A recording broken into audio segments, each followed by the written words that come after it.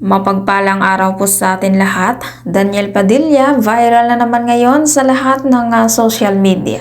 Dahil ngayong araw na ito, bubuksan na ang malamig na malapalasyo ni Daniel at tatawagan nitong J.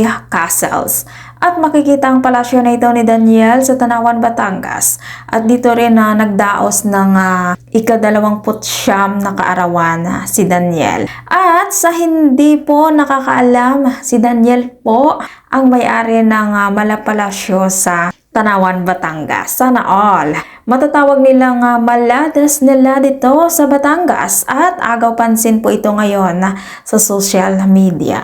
At ano nga ba ang makikita sa loob ng malapalasyo na ito ni Daniel? Makikita po dito yung napakalaking game room, spaceship at UFO laser room at napakarami pang iba. Nabahagi na noon ni Daniel Padilla sa kanyang Instagram ang sinasabi palasyo at makikita na naglalakad palabas ng Jaya Castles.